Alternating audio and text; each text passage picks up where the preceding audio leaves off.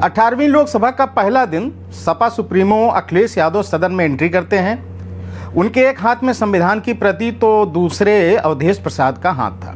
सदन में राहुल गांधी और अखिलेश यादव के साथ अवधेश प्रसाद पहली कतार में बैठे दिखते हैं। 20 जुलाई को महाराष्ट्र के पूर्व सीएम उद्धव ठाकरे ने भी अवधेश प्रसाद को सम्मानित किया। अयोध्या यानी भगवान श्री राम की नगरी से जीतकर सदन पहुंचने वाले अवधेश प्रसाद सियासी सेलिब्रिटी बन गए।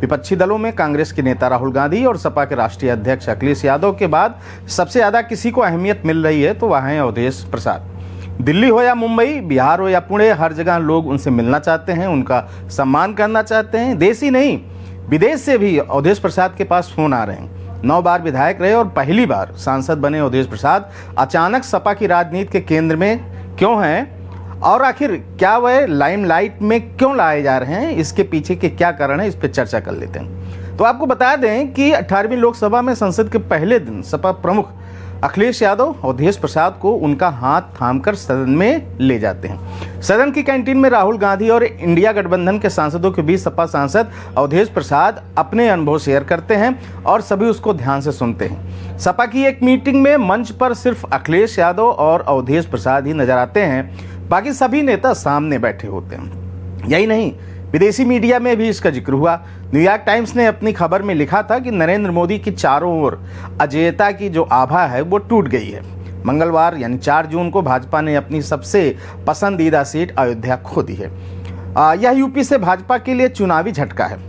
पाकिस्तान का अखबार डॉन लिखता है कि भाजपा ने अयोध्या में हार स्वीकार कर ली है, जहां राम मंदिर का उद्घाटन किया गया था। राहुल गांधी कहते हैं कि मतदाताओं ने भाजपा को दंडित किया है, विशेष रूप से यूपी की अयोध्या सीट हार गई, वह निर्वाचन क्षेत्र जहां भाजपा की प्रतिष्ठित परियोजना अयोध्या राम मंदिर है।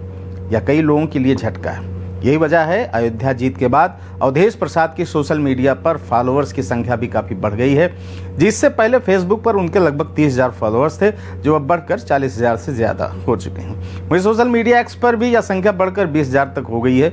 79 साल के अवधेश प्रसाद की जीत ने समाजवादी पार्टी में एक अलग तरह का उत्साह पैदा कर दिया है। जिस अयोध्या को भाजपा चुनाव से पहले भुनाने की कोशिश कर रही थी, उसी अयोध्या को सपा ने चुनाव के बाद केंद्र में रखा हुआ है। लोकसभा में सपा के राष्ट्रीय अध्यक्ष अखिलेश यादव ने अपना भाषण अयोध्या पर ही केंद्रित रखा।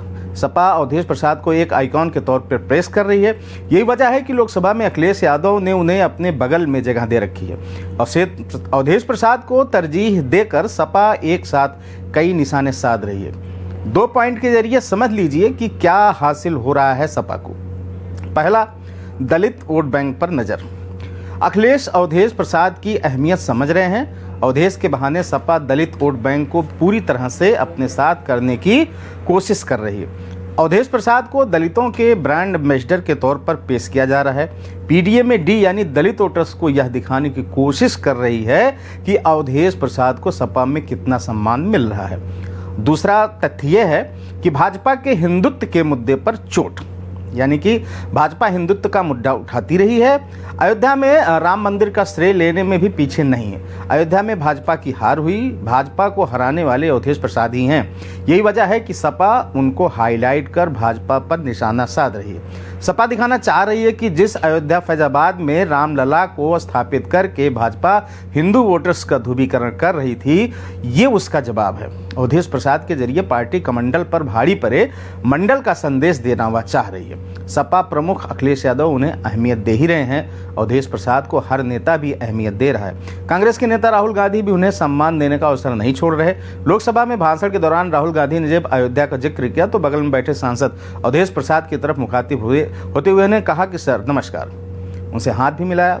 अवधेश प्रसाद को मुंबई के अलावा दिल्ली में कई अलग अलग जगहों पर सम्मानित करने के लिए बुलाया जा चुका है। बिहार और पुणे से लेकर अमेरिका तक उन्हें आमंत्रित किया गया, लेकिन लोकसभा सत्र के चलते वह पहुंच नहीं पाए। अब देखना यह है कि अवधेश को आगे करके सपा क्या मंडल कमंडल की जंग जीत पाएगी या भाजपा वापसी करेगी। आप अपनी राय कमेंट में दीजिए और देखते रहिए अनादि टीवी उत्तर प्रदेश। शुक्रिया, धन्यवाद।